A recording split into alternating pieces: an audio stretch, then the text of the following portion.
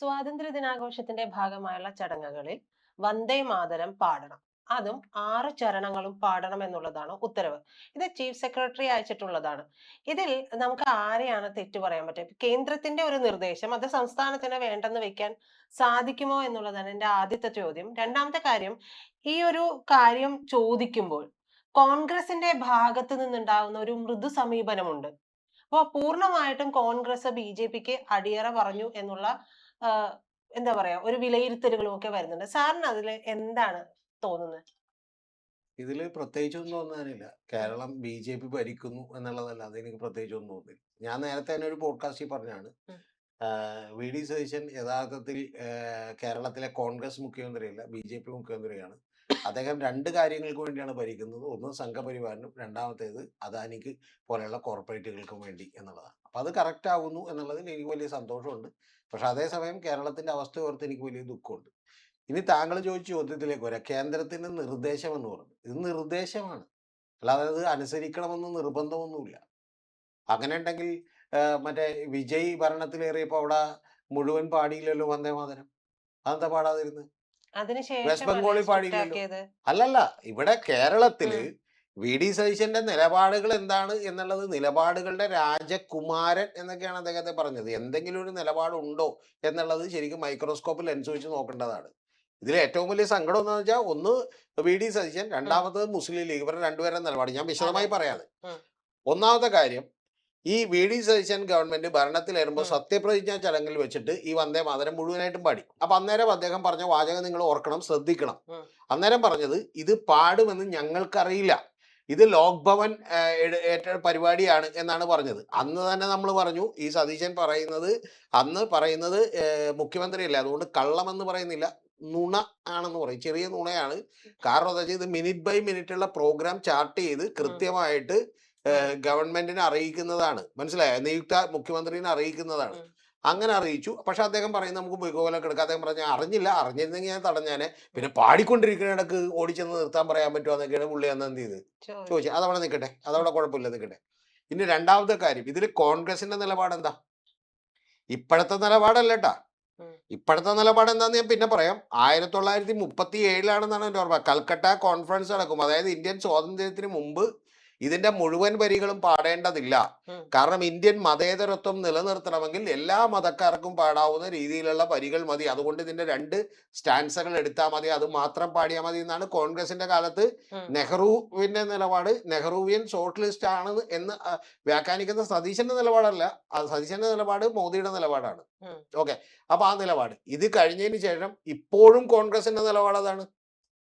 ഇപ്പോഴും കോൺഗ്രസിന്റെ നിലപാട്, ഇത് മുഴുവൻ പാടാൻ പറയുന്നത് തെറ്റാണ് എന്നാണ് കോൺഗ്രസിന്റെ ഉം, നിലപാട്. അപ്പൊ ഈ രണ്ടും ഉണ്ടെങ്കിൽ ഇവിടെ ശരിക്കും മുഖ്യമന്ത്രി എന്ത് നിലപാടെടുക്കണം? മുഖ്യമന്ത്രി പറഞ്ഞാൽ ഞങ്ങൾക്കത് പാടാൻ പറ്റില്ല, ഉം. ഞങ്ങൾക്ക് കേന്ദ്ര ഗവൺമെന്റ് തന്നെ ഇത് നിയമമല്ല, ഒരു നിർദ്ദേശമാണ്. അപ്പൊ ആ നിർദ്ദേശത്തിനനുസരിച്ച് പാടാൻ പറ്റില്ല എന്ന് പോലും പറയണ്ട. ഞങ്ങളിവിടെ ഈ പറയുന്ന 2 സ്റ്റാൻസുകൾ പാടിയാൽ മതി, മറ്റേ ബാക്കിയുള്ള 2 വിവാദമായിട്ടുള്ള 2 സ്റ്റാൻസുകൾ എന്ത് ചെയ്യണ്ട, ഉം. പാടേണ്ട എന്നുള്ളത് തീരുമാനിച്ചാൽ മതി. എന്നെ സംബന്ധിച്ച് ഇപ്പൊ അത് പാടിയാലും പാടിയില്ലെങ്കിലും കുഴപ്പമൊന്നുമില്ല കേട്ടോ. പക്ഷെ പ്രധാനപ്പെട്ട ഒരു കാര്യം, ഇതാണ് കോൺഗ്രസിന്റെ നിലപാട്. ഇനി അടുത്തത് മുസ്ലിം ലീഗിന്റെ നിലപാട് എന്താ? ഇത് അതെ. സംഘപരിവാർ ഇവിടെ മനഃപൂർവ്വം കുത്തിത്തിരിപ്പുണ്ടാക്കാൻ വേണ്ടിയിട്ടാണ് ഇത് മുഴുവൻ പാടണമെന്ന് പറയണത് എന്നുള്ളതാണ് അവരുടെ നിലപാട്. കാരണം എന്താ? മുസ്ലിം സമുദായത്തിലടക്കം മറ്റ് സമുദായത്തിലെ ആളുകൾക്കടക്കം ഇത് പാടാൻ അവരുടെ വിശ്വാസപരമായി ബുദ്ധിമുട്ടുണ്ട്. കാരണം ഈ നമ്മുടെ ഹിന്ദു ദേവതകളെയൊക്കെ തന്നെ ഉം, പല ഉപമകളിലൂടെ പറയുന്നു എന്നുള്ളത് മാത്രമേ ഉള്ളൂ. അത് പാടിയാലും കുഴപ്പമൊന്നുമില്ല. പക്ഷെ അത് മതേതരത്വത്തിന് പ്രശ്നമാകും എന്നുള്ളത് കൊണ്ടാണ് എന്ത് ചെയ്തത്, പാടാതെ വെച്ചത്. ഇപ്പോ ഈ ഉത്തരവിൽ പറഞ്ഞിട്ടുള്ള വാചകം എന്താണെന്നറിയാമോ? അതാണ് ഏറ്റവും വലിയ രസം. ചീഫ് സെക്രട്ടറി അദ്ദേഹം യഥാർത്ഥത്തിൽ സംസ്ഥാന ചീഫ് സെക്രട്ടറി കൊടുത്തേക്കണ ഉത്തരവ് മറ്റേ തദ്ദേശ ഭരണ വകുപ്പ് സെക്രട്ടറിക്കാണ്. അതായത് പഞ്ചായത്തുകളും ജില്ലാ പഞ്ചായത്തുകളുമാണ് എല്ലാ തരത്തിലുള്ള ഉം. ആഘോഷങ്ങളുടെ നേതൃത്വം കൂടുതലായി നടത്തുന്നത്. ആ നടത്തുന്നവരോടെല്ലാം തന്നെ ഇത് മുഴുവനായും പാടുന്ന കേന്ദ്ര നിർദ്ദേശം പാലിക്കണമെന്നാണ്. ഇനി ഇത് ഇപ്പൊ ഇവിടെ പാടിയില്ലെന്ന് പറഞ്ഞാൽ എന്താ? സതീശൻ സർക്കാരിനെയും കെ മുരളീധരനെയും മറ്റേ അനിൽകുമാറിനെയും കെ എം ഷാജിനെയൊക്കെ പിടിച്ചകത്തിടും. നിങ്ങളുടെ രാഷ്ട്രീയം എവിടെ? നിങ്ങൾ പറഞ്ഞുകൊണ്ടിരുന്ന നിലപാടുകൾ എവിടെ? ഇനി ഇതെല്ലാം പോട്ടെ, അടുത്ത തമാശക്കാരൻ വന്നിട്ടുണ്ട്. ആരാന്നറിയാം? ഉം. എൻ ഷംസുദ്ദീൻ. വിദ്യാഭ്യാസ മന്ത്രി. ആ ആ, പുള്ളിക്ക് വിദ്യാഭ്യാസ മന്ത്രിയാണ്, മണ്ണാർക്കാട് നിന്നാണ് പുള്ളി. പുള്ളി ശരിക്കും പറഞ്ഞിട്ടുണ്ടെങ്കിൽ മുസ്ലിം ലീഗിന്റെ മന്ത്രിയാണെന്നാണ് പറയണത്, ഉം. പക്ഷെ എനിക്ക് തോന്നണത് പുള്ളി അവിടെ നിന്ന് എനിക്ക് തോന്നുന്ന BJP ചേർന്നാന്ന് എനിക്കറിയാൻ പാടില്ല. രഹസ്യമായിട്ടൊരു മെമ്പർഷിപ്പ് എടുത്ത മിസ്ഡ് കോൾ അടിച്ചാന്ന് എനിക്കറിയാൻ പാടില്ല. പുള്ളിയുടെ വാചകമുണ്ട്, സ്വാതന്ത്ര്യ ദിനാഘോഷങ്ങളിൽ വന്ദേ മാതരം പൂർണ്ണമായി ആലപിക്കണമെന്ന നിർദ്ദേശം പുറത്തു വന്നത് രാജ്ഭവനിൽ നിന്നാണ്. അതെ. അപ്പൊ ലോക്സഭ. ഭരിക്കുന്നത് ഗവർണറാണ്. ഇവിടെ ഭരിക്കുന്നത് രാജ്ഭവനിൽ നിന്നാണ്. അപ്പൊ പുള്ളിക്കൊന്നും ഒരു റോളും ഇല്ലേ? രാജ്ഭവൻ നൽകിയ നിർദ്ദേശം കൈമാറുക മാത്രമാണ് സംസ്ഥാന സർക്കാർ ചെയ്തത് എന്നും ഇത് സംസ്ഥാന സർക്കാരിന്റെ സ്വന്തം ഉത്തരവല്ലെന്നും മുഖ്യമന്ത്രി വ്യക്തമാക്കി. അപ്പൊ ഗവർണർക്ക് വേണ്ടിയിട്ടാണ് ചീഫ് സെക്രട്ടറി ഉത്തരവിടുന്നത്. പുള്ളി പറഞ്ഞതിൽ ഒരു സത്യമുണ്ട്. ഇപ്പൊ ഏതാണ്ട് ഗവർണറൊക്കെ തന്നെയാണ് ഭരിക്കുന്നത്. കാരണം ഗവർണർമാർ യോഗം വിളിക്കുന്നു, VD സതീശൻ സർക്കാരിന് എതിർപ്പില്ല. ഗവർണർ മറ്റേ സെനറ്റുകളിൽ ആളുകളെ നിയമിക്കുന്നു, വൈസ് ചാൻസലർമാരെ നിയമിക്കുന്നു, ഞങ്ങൾക്ക് എതിർപ്പില്ല. ഗവർണർ എന്ത് ചെയ്യുന്നു? ഈ പറയുന്ന പല കാര്യങ്ങളിലും വേണ്ടാത്ത രീതിയിൽ ഇടപെടുന്നു. അദ്ദേഹം തന്നെ പറഞ്ഞിട്ടാണ്, വലിയൊരു കോൺഗ്രസ് നേതാവ് എന്നോട് പറഞ്ഞത്, ശേഷാദ്രിനാഥനെ തെരഞ്ഞെടുപ്പ് കമ്മീഷണർ ആക്കിയത് പോലും അദ്ദേഹം പറഞ്ഞിട്ടാണെന്നാണ്. അപ്പൊ ഇടപെടുന്നു. അത് തെളിച്ചു പറയുകയാണ് പുള്ളി ചെയ്തേക്കണം. എങ്കിൽ പിന്നെ നിങ്ങൾ എന്തിനാ ഭരിക്കണം? സത്യത്തില് SFI ഒക്കെ എത്രയോ സമരങ്ങൾ നടത്തി, CPM എത്രയോ സമരം നടത്തി. ഈ പറയുന്ന ആരിഫ് മുഹമ്മദ് ഖാൻ ആയിരുന്നപ്പോഴും രാജേന്ദ്ര വിശ്വനാഥ് ആർലേക്കർ ആയിരുന്നപ്പോഴും അവരെന്ത് ചെയ്തു? എത്രത്തോളം സമരങ്ങൾ നടത്തി. അപ്പൊ ആ സമരങ്ങൾക്ക് ഒപ്പം നിന്നതാണ് മുസ്ലിം ലീഗ്. ആ സമരത്തിന്റെ കോഴ്സ് കറക്റ്റ് ആണെന്ന് പറഞ്ഞതാണ് മുസ്ലിം ലീഗ്. അല്ലെങ്കിൽ CPM നടത്തുന്നത് പോലും പോരാ, ഞങ്ങൾ വന്നാൽ വളരെ തീവ്രമായി ഇതിനെതിരെ ആഞ്ഞടിക്കും, സംഘപരിവാറിനെതിരെ നിൽക്കും എന്ന് പറഞ്ഞവരാണ്.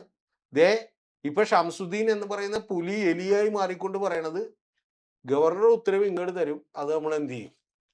ഇതെന്താ താലോ കൈമാറ്റം നടത്താനായിട്ട്? അല്ലെങ്കിൽ എന്താ തൃശ്ശൂർ പൂരത്തിലെ കുടമാറ്റം നടത്താൻ? പക്ഷെ ഈ ഉത്തരവ് എല്ലാ സംസ്ഥാനങ്ങൾക്കും കൊടുത്തിട്ടുണ്ടാവില്ല. കാരണം ഇതിൽ പറയുന്നത് സംസ്ഥാന ഗീതമുണ്ടെങ്കിൽ അതുകൂടി പാടി അതിനുശേഷം ഇതുകൂടി പാടണം എന്നുള്ളതാണല്ലോ. അപ്പോ എല്ലാ സംസ്ഥാനങ്ങൾക്കും ഉള്ള ഒരു ഉത്തരവല്ല. അത് ആദ്യം തന്നെ അങ്ങോട്ട് മനസ്സിലാക്കണം. ഉത്തരവ് ഒന്നും പാലിക്കുന്നില്ല. ഇതൊരു നിർദ്ദേശമാണ്. അതായത് മുഴുവൻ പാടണമെങ്കിൽ പാടാം. ഇനി ഉത്തരവിലുള്ള കാര്യങ്ങളിലുള്ള ഒരു കാര്യം ഞാൻ താങ്കളോട് പറഞ്ഞുതരാം. 1986 ഒരു കേസ് വന്നിട്ടുണ്ട്, Bijoy Emmanuel versus state of Kerala. എന്തായിരുന്നു കാരണം എന്നറിയോ? പാടണമെന്ന് നിർബന്ധമുള്ളൊരു കാര്യമുണ്ട്. അതെന്താണെന്നറിയാമോ? അത് ദേശീയ ഗാനം, ദേശഭക്തി ഗാനമല്ല, ദേശീയ ഗാനം. ആ ദേശീയ ഗാനം ജനഗണമന പാടാൻ പറ്റില്ല എന്ന് പറഞ്ഞ് യഹോവ വിറ്റ്നസ്സിലെ 4 കുട്ടികൾ കേരളത്തിൽ നിന്നുള്ളവര് പാടിയില്ല. പാടാൻ ഞങ്ങൾക്ക് കഴിയില്ല, ഞങ്ങളുടെ വിശ്വാസത്തിന് ഇത് എതിരാണെന്ന് പറഞ്ഞ് സുപ്രീം കോടതിയിൽ ചെന്നു. സുപ്രീം കോടതി 1986 ഇട്ട വിധി എന്താന്ന് വെച്ചാൽ അനാദരിക്കാതിരുന്നാൽ മതി, പാടിയില്ലെങ്കിലും കുഴപ്പമില്ലെന്നാണ്. അപ്പൊ ഇത് പാടിയില്ലെങ്കിൽ എന്താ കുഴപ്പം? എന്റെ പ്രജിത, അങ്ങനെയാണെങ്കിൽ ഇതേ VD സതീശൻ സർക്കാർ വന്നിട്ട് തുറന്ന് പറ, ഞങ്ങള് ഈ ഇത് പാടുന്നതിന് അനുകൂലമാണ് എന്ന് പറ. ഞങ്ങള് മറ്റേ രാഹുൽ ഗാന്ധിയുടെ കോൺഗ്രസിലല്ലെന്ന് പറ. രാഹുൽ ഗാന്ധി പറഞ്ഞുകൊണ്ടിരിക്കുന്നത് ഇതെന്തല്ലെന്നാണ്, ഇത് ഇന്ത്യയുടെ മതേതരത്വത്തെ തുരങ്കം വെക്കാനായിട്ടുള്ള കുത്തിത്തിരിപ്പ് പണിയായിട്ട് ഇവർ ഇറങ്ങിയേക്കണെന്നാണ്. പിന്നെ ഇതിപ്പോ നിങ്ങളെല്ലാം പാടിയേ തീരൂ എന്ന് വാശി പിടിക്കണ എന്തുകൊണ്ടാണ്? അതൊന്ന് പറഞ്ഞത്. ഇത്ര നാളും പാടാതിരുന്നിട്ടും ഇപ്പൊ ഇത്രയും കൊല്ലങ്ങൾ കഴിഞ്ഞിട്ട് ഇന്ത്യക്ക് വരെ കുഴപ്പമൊന്നും ഉണ്ടായില്ലല്ലോ. ഇത് പാടാതിരുന്നവർക്കും ദേശസ്നേഹത്തിന് കുറവൊന്നും ഉണ്ടായില്ലല്ലോ. ഇനി ഇത് പോട്ടെ, ഇതെന്താണ് സംഭവിച്ചേക്കണത്? ഈ ഭാരതാംബ വെക്കണമെന്ന് പറഞ്ഞ് ഇവര് വാശി പിടിച്ചെന്തിനാണ്? ഭഗവദ്ധ്വജമുള്ള ഭാരതാംബ. അപ്പൊ ഇതിനെതിരെയൊക്കെ ആരാണ് ഈ സമരം ചെയ്തതെന്ന് എൻ്റെ പ്രിയപ്പെട്ട മുസ്ലിം സഹോദരങ്ങളൊക്കെ ഒന്ന് മനസ്സിലാക്കട്ടെ. ഇത്രയും കാലം പറഞ്ഞെന്താ? ഞാനടക്കമുള്ള ആളുകൾ ഇടക്ക് പറഞ്ഞിട്ടുണ്ട് തൃശ്ശൂർ പൂരവും ഇതുമൊക്കെ എന്താണ് പ്രശ്നമാണെന്ന് പറഞ്ഞിട്ടുണ്ട്. ശരിയാണ്, അന്ന് ഒരു പ്രശ്നം ഉണ്ടായുള്ളൂ. ദത്താത്രേയ ഹൊസബ്ലേനെ അജിത് കുമാർ കണ്ടതേ പ്രശ്നം ഉണ്ടായുള്ളൂ. ഇപ്പൊ എന്താണ് കാണുന്നത്? ഇനി ഞാൻ ഈ ലിസ്റ്റ് നിരത്തിയാൽ ഇപ്പൊ ഇവിടെ തീരൂല. ഈ ഗവൺമെന്റ് വന്നിട്ടുള്ള 83 ദിവസത്തിനകം ഏതാണ്ട് 15 തീരുമാനങ്ങൾ ഈ കേന്ദ്ര ഗവൺമെന്റിന് അനുകൂലമായിട്ട് എടുത്തിട്ടുണ്ട്. ലേബർ കോഡ് മുതൽ ഈ പറയുന്ന സെനറ്റിലെയും സിൻഡിക്കേറ്റിലെയും നിയമനങ്ങൾ വരെ. ഏറ്റവും ഒടുവിൽ സുഗതനെ രക്ഷിച്ചത് ഉൾപ്പെടെ, തിരുവനന്തപുരം കോർപ്പറേഷൻ രക്ഷിച്ചത് ഉൾപ്പെടെ. ഇതാരാടോട് ഭരിക്കുന്നത്? ശരിക്കും പറഞ്ഞാൽ എനിക്ക് തോന്നണത് നമ്മുടെ ഇവന്റെ സിനിമ ഉണ്ടല്ല, നമ്മുടെ ഫഹദ് ഫാസിലിന്റെ ഒരു സിനിമ ഉണ്ടല്ല, ഇങ്ങനെ വെച്ചിട്ട് ഒരു സൈഡിലേക്ക് നോക്കുമ്പോൾ ഒരു മുഖം, ഇപ്പുറത്തെ സൈഡിലേക്ക് നോക്കുമ്പോൾ ഒരു പാട്ടുണ്ടല്ലോ. ഉം. എന്താണ് ആ സിനിമയുടെ പേര്? ഞാൻ വിട്ടുപോയി. ആ ഉം. സിനിമ ഞാൻ കണ്ടതാണ്. ആ സിനിമ വളരെ മോശം സിനിമയായിട്ടാണ് എനിക്ക് തോന്നിയത്. ആ സിനിമയിൽ മറ്റൊരു പാട്ടുണ്ട്, ഇങ്ങോട്ട് നോക്കുമ്പോൾ ഒരു മുഖം, ഇങ്ങോട്ട് നോക്കുമ്പോൾ. ഉവ്വ് ഉവ്വ്. ശരിക്കും പറഞ്ഞാൽ സതീശൻ ഇങ്ങോട്ട് നോക്കുമ്പോൾ BJP, ഇങ്ങോട്ട് നോക്കുമ്പോൾ എന്നാണ് കോൺഗ്രസ് എന്ന് നമ്മൾ തീരുമാനിച്ചത്. നിങ്ങൾ പിന്നെ ഇങ്ങനെ ഇങ്ങനെ കാണിക്കുന്നു കോൺഗ്രസ്. അപ്പൊ എനിക്ക് ഏറ്റവും വലിയ തമാശ മുസ്ലിം ലീഗ് എന്ത് ചെയ്യുന്നുള്ള. അവിടെയല്ലേ മുസ്ലിം ലീഗ് ശരിക്കും പറഞ്ഞാൽ കൂടത്തായി ജോളിയുടെ കയ്യിൽ നിന്ന് എന്തോ മേടിച്ച് കഴിച്ച് മരിച്ചു എന്നാണ് എനിക്ക് തോന്നുന്നത്.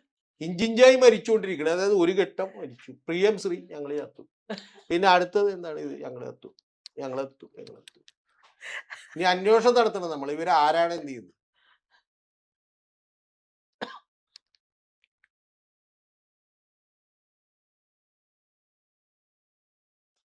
പിന്നെ മറ്റേ പഴയ കഥകളിലൊക്കെ ഉണ്ട്, മറ്റേ പുഴുവായി ചെന്ന് ഉം. എന്ത് ചെയ്തത്, ഒരു രാജാവിനെ കൊന്നുകളയുന്നത്. ഇപ്പൊ ശരിക്കും പറഞ്ഞാൽ മുസ്ലിം ലീഗിന്റെ അവസ്ഥ എന്ന് പറഞ്ഞാൽ പുലിയായിരുന്നു, ഇപ്പൊ സത്യം പറഞ്ഞാൽ പുഴുവാണ്. നമ്മൾ അനക്കൊണ്ടാന്ന് ഇങ്ങനെ തട്ടിയൊക്കെ നോക്കിയിട്ട് പുഴു അനങ്ങളില്ല. ഉം. നമുക്കറിയില്ല, തട്ടിയൊക്കെ നോക്കിയിട്ട് പുഴു അനങ്ങളില്ല. ചത്ത പോലെ അഭിനയിക്കാം, അവര് പോയിക്കോളൂ എന്നാണ് പുള്ളി. മുസ്ലിം ശരിയാണ്, ചത്ത പോലെ കിടക്കാം, അവര് പോയിക്കോളും. ഒരു മീം മറ്റേ കോമഡി മറ്റേ ഇതൊക്കെ ഉണ്ടല്ലോ, ചത്ത പോലെ കാണാത്ത പോലെ അഭിനയിക്കാം, അവര് പോയിക്കോളും. ശരിക്കും ഒന്ന് ആലോചിക്ക്, ഷംസുദ്ദീൻ പറഞ്ഞേക്കണ വാചകമാണ്, ഞങ്ങൾ അവിടെ നിന്ന് മേടിച്ച് ഇങ്ങോട്ട് കൊടുത്തു. അപ്പൊ പിന്നെ ഇവിടെ ഭരിക്കണ ആരാ സുഹൃത്തെ? കാർഷിക വകുപ്പിന്റെ സെക്രട്ടറി B അശോക് ചെന്ന് ഇങ്ങനെ ഇരിക്കണം ഗവർണറുടെ യോഗത്തിന്. ആരെങ്കിലും കേട്ടിട്ടുണ്ടോ? മുഖ്യമന്ത്രി അറിയാതെ ഗവർണർ എന്തിനാ ഉദ്യോഗസ്ഥന്മാരെ യോഗം വിളിക്കണം?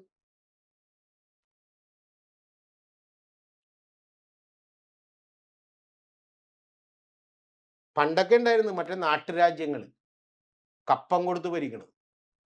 അതായത് മെയിൻ രാജാവ് ഉണ്ടാവും, നിങ്ങൾ എന്ത് ചെയ്തോ ആ പ്രദേശം നിങ്ങൾ നോക്കിക്കോ എന്ന് പറഞ്ഞാൽ പുള്ളി പറയണ കപ്പം കൊടുത്താൽ മതി.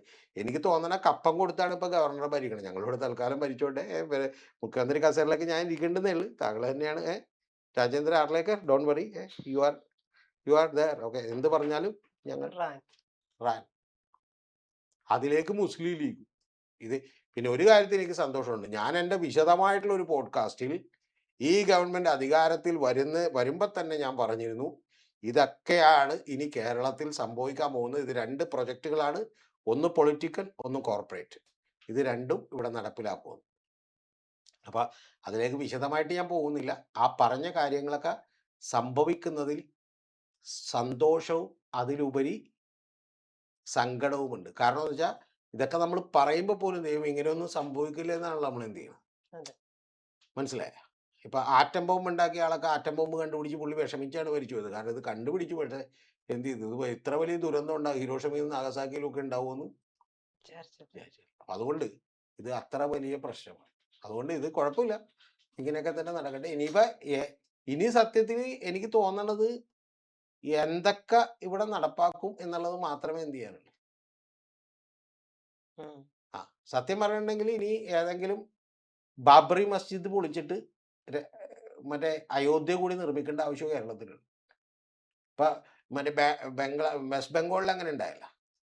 ബാബറി മസ്ജിദ് അവിടെ പൊളിക്കാൻ ബാബറി മസ്ജിദ് ഇല്ലായിരുന്നു, അതുകൊണ്ട് പൊളിക്കണ്ട, പകരം പുതിയ അയോധ്യ രാമക്ഷേത്രത്തിന് ലെവലിൽ അവിടെ ഒരെണ്ണം നിർമ്മിക്കാന്ന് വിചാരിച്ച് സതീശൻ അങ്ങനെ എപ്പോഴാണ് നിർമ്മിക്കുന്നത് എന്ന് മാത്രമേ എനിക്ക് എന്ത് ചെയ്യാറുണ്ട്. 500 ഏക്കർ സ്ഥലം ഗവൺമെന്റ് കൊടുത്തിട്ട് പിരിച്ച് എന്ത് ചെയ്യാം, മെയിൻ പൂജാരിയായിട്ട് സതീശന് തന്നെ ചെല്ലുകയും ചെയ്യാം. ഏത് പ്രതിഷ്ഠ എന്ത് ചെയ്യാം, മറ്റേ നമ്മുടെ മോദി നടത്തിയതുപോലെ തന്നെ, ബഹുമാനപ്പെട്ട മോദി നടത്തിയതുപോലെ തന്നെ ബഹുമാനപ്പെട്ട ആദരണീയനായിട്ടുള്ള സംപൂജ്യനായിട്ടുള്ള സതീശന് കൂടി അത്തരത്തിലുള്ള ഒരു ചടങ്ങ് കൂടി നടത്തിയാൽ ഏതാണ്ട് ഗംഭീരമായിരിക്കും. അപ്പൊ ഇതിൽ എനിക്ക് ചോദിക്കാനുള്ളത്, ഈ കോൺഗ്രസ് നേതൃത്വം എവിടെയാണെന്നാണ്. രാഹുൽ ഗാന്ധി, KC വേണുഗോപാൽ, പവൻ ഖേര, ഇവരൊക്കെ എവിടെയാണെന്നുള്ളത് എനിക്ക് അറിയാൻ പാടില്ല. പിന്നെ മറ്റേ മുസ്ലിം ലീഗിന്റെ മിക്ക നേതാക്കന്മാരും ഉണ്ടമ്പുരി കഴിച്ചുകൊണ്ടിരിക്കുകയാണ്. അത് പക്ഷെ ഒരു സെക്കൻഡിൽ എത്രണ്ണം കഴിക്കുമെന്നുള്ള വാശിയേറിയ പോരാട്ടത്തിലാണ്. അപ്പൊ സംസാരിക്കാൻ പറ്റില്ല. 1 മിനിറ്റിൽ 25 ഉണ്ടമ്പുരി കഴിക്കണമെങ്കിൽ നമുക്ക് ഒരിക്കലും എന്ത് ചെയ്യാൻ പറ്റില്ല, പോലും പറയാൻ പറ്റില്ല. അപ്പൊ നവാസ് പറഞ്ഞത് PM ശ്രീ നടപ്പാക്കാതിരിക്കുന്നത് എങ്ങനെ എന്ന് പഠിക്കാനാണ് നമ്മള് സബ് കമ്മിറ്റീനെ വെച്ചേക്കുന്നത്. ഇപ്പൊ മുഖ്യമന്ത്രി പറയണ PM ശ്രീ നമ്മൾ എന്താണെങ്കിലും KC വേണുഗോപാൽ അവരുടെ അത് ആയിരക്കണക്കിന് കോടി കിട്ടുമെന്നും പറഞ്ഞിരിക്കണം. വെറും 10-200 കോടി ഇതിൽ നിന്ന് കിട്ടുള്ളൂ എന്ന് പറയുന്നത്. ഏത് PMC? ഇനി ഒരു ചോദ്യവും കൂടി ഉണ്ട് കേട്ടോ. അതും കൂടി തീർത്താൽ ഇത് ഇന്ന് ഞാൻ ഈ സ്റ്റേജിൽ നിന്ന് ഞാൻ നിഷ്ക്രമിക്കാം. അതെന്താന്ന് വെച്ചിട്ടുണ്ടെങ്കിൽ ഈ BJP MLA എവിടെയാണ്? അവര് വേറൊരു ബണ്ണുകടി മത്സരത്തിലാണ്. അതായത് ബണ്ണിന്റെ മറ്റേ ചരട് ഇങ്ങനെ ചാടിച്ചുകൊണ്ടിരിക്കുകയാണ്. ബണ്ണ് കിട്ടാൻ വേണ്ടി രാജീവ് ചന്ദ്രശേഖറും നമ്മുടെ പ്രിയപ്പെട്ട വി മുരളീധരനും പിന്നെ ഗോപകുമാറും കൂടി ചാടിക്കൊണ്ടിരിക്കുകയാണ്. അവരൊന്നും അറിയുന്നില്ല. കാരണം ഇവിടെ അവരുടെ ആശയങ്ങൾ നടപ്പാക്കാൻ ആരെ ഏൽപ്പിച്ചിട്ടുണ്ട്? സതീശനെ. He will do this, no problem. He will do this much better than us. നമ്മളെക്കാൾ ഗംഭീരമായിട്ട് പുള്ളി നടപ്പിലാക്കും.